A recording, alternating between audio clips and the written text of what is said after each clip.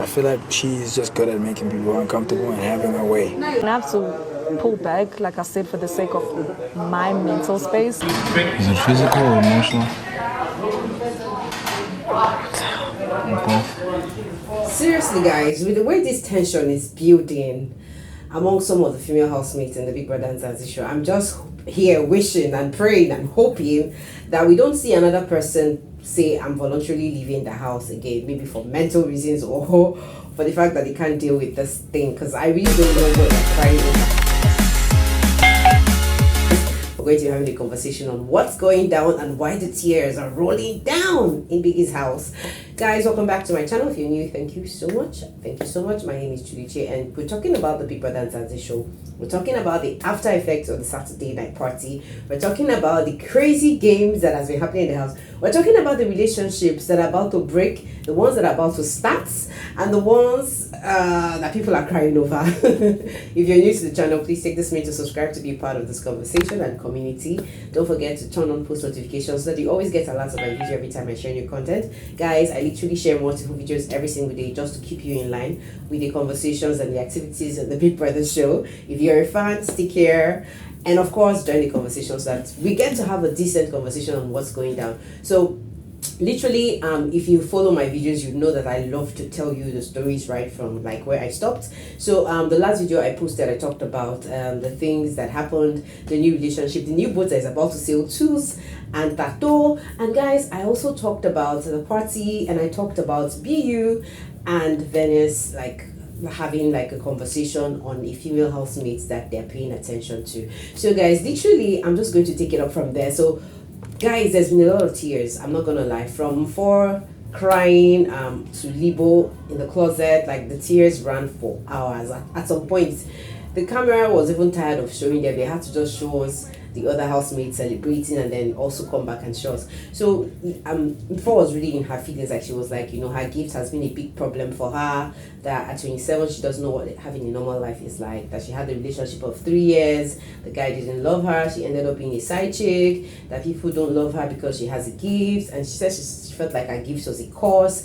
Like she was just crying, she was in her emotions, she was like, I really want to be appreciated, I really want to be loved, you know, and all that. And I was like, now wow, I don't know if it's the attention in the house, I don't know if it's the biggest house that is just bringing down these emotions, but it was quite comforting to see that Libo was there to like really calm her down. And you know, after the whole calming down was when the crazy spin game, you know, continued. Guys, we saw crazy things happen in that house. There was a crazy you know, this truth or dare game, I love the way they do it.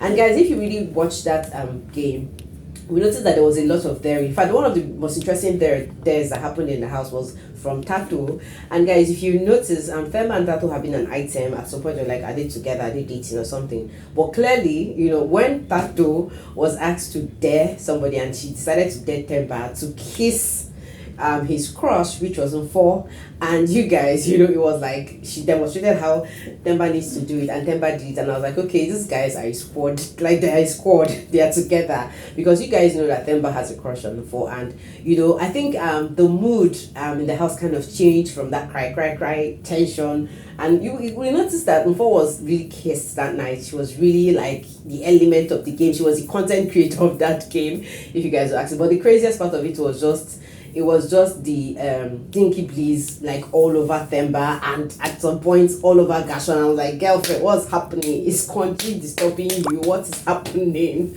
So basically, it was a crazy night game. The truth or dare game was hot and it was wild. Very wild. And guys, the truth of that game didn't even stop there. It stretched. It still continued. Like the game had been running all through. And the craziest part of that game was when Themba was dead by 4 to kiss Sister Mara. Hey, at some point I was thinking Themba was not going to do it, but then he proved he could do it, and he actually did it. Like Themba actually kissed Sister Mara. Kissed his. Like, I was like, oh my god, am I seeing what I'm seeing? But it was a dare, and it was quite an interesting game. I'm not even going to lie. And then after that, you guys, you know, they went to bed. Things are supposed to be fine. So guys, the truth or dare game was like an all Saturday event, even till I think till very early hours of Sunday. So guys, I think this truth or dare game, one of the reasons why Info was actually like the lead creator, content creator in this game is just because she was a bit tense and she just needed to unwind. So she was, we could see that she was one that was really daring, giving the big dares. So that aside, one of the people that I would also say kind of like made me feel like looking at her the second time was Dinky, because what happened was after we saw this crazy dares, truth or dares, Dinky Bees was dead, to kiss Themba, and she did her thing, but the way she was really grinding on Themba, I'm like, what's up with this hate and love thing that is going on between Dinky and Themba? I really cannot get it, because we still saw that on Sunday while Themba was trying to get food, Dinky was like all over Themba, was trying to hug him like in the kitchen, and Themba literally had to tell her like, you can't just come and take a hug and take the whole bed. So literally I'm just looking at Themba and Dinky with, you're saying this guy is playing a game, let him play a game, why are you all over him? Like, I'm not really understanding that part, because me, with the way these tears are coming, I'm thinking maybe Dinky, if she's not careful, she might start crying over Themba too.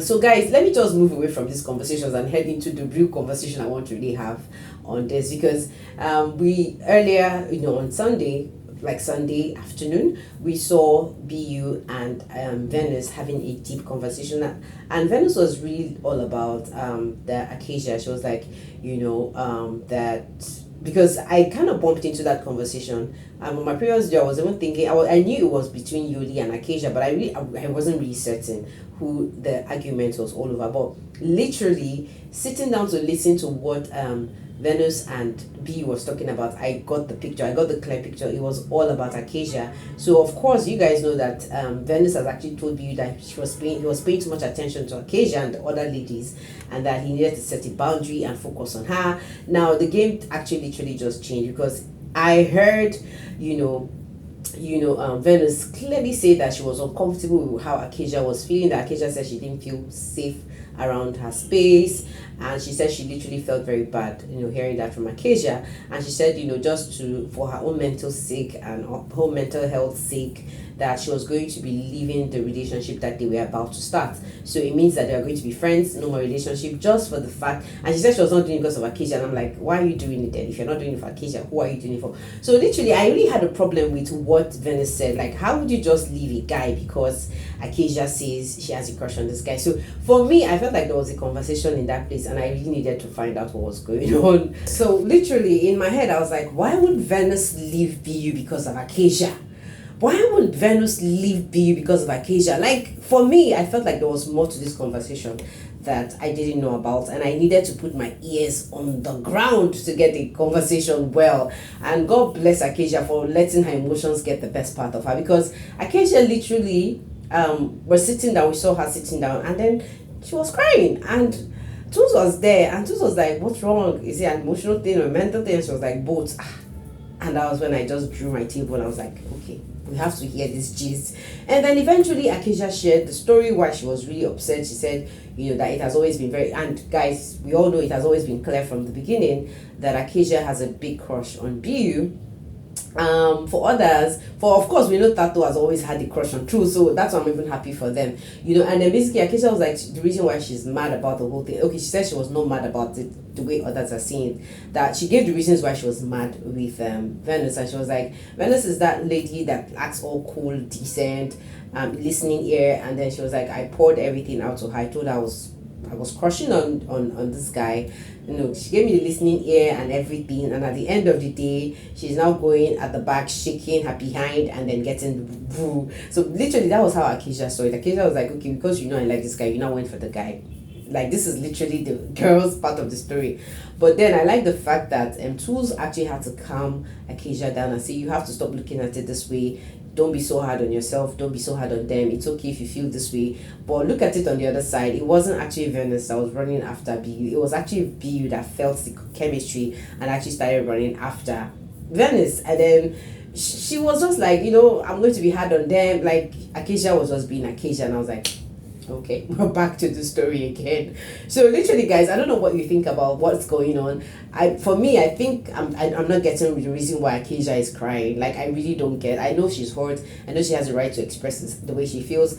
I feel it's a little bit of jealousy, envy. I don't know, but I feel she's just heartbroken that her crush is going for another person. I think it's a regular thing. I think it's a normal thing. I don't think it's envy or jealousy. No, I'm not going to say it's jealousy or envy. I just feel like she's heartbroken that the person she likes is with somebody she calls her bestie. So I think this is literally what's going on. So what I'm keeping my fingers crossed on is to really see if Venus is going to take action on the things she has promised she's going to take, which is living BU, because it's affecting Acacia and it's affecting her mental state. So guys, what do you think about this conversation? Do you really think Venus can actually keep up with this game or this action or this decision to say, you know what, I'm leaving BU because Acacia is not comfortable with it? And guys, what do you think? Do you think Acacia actually has the right to actually vent, be angry, cry over losing BU? What do you guys have to say about this? Because literally, I think the whole thing that is bringing these tears in the house, I mean, all this tears and tension is just because of love. I think the love triangle, circles, and everything is just to blame for this whole drama happening. What do you guys have to say about this? There's so much more coming up. And of course, with the confessions that Acacia has given about Fato, I mean, confronting Tools, going straight for what she wants, because literally, I would say Tato went for Tools. This one is not even like, she was very upfront and personal. She was like, what are you doing in Alade? What, like, specifically, she wanted answers, she got answers, and it looks like Tools is a free guy, and Tato and Tools are good to go. So right now, I just feel like this is the new ship that is coming, and this is a ship that looks like it started sailing and it's sinking already. Because when I heard BU saying, I respect your decisions, I'm like, you're not even going to beg for this babe that you love or that you like. I'm like, if that's it, then BU doesn't know what's up with this love thing. What do you guys have to say about what I just shared? This is literally the story. This is literally the love circle, the triangle that is going on, especially with the tears that has been running down on the cheeks of these two ladies, For and Acacia. What do you guys have to say about this? Literally, this is where I'm going to call it a vid. See you on the next video. Bye bye, guys.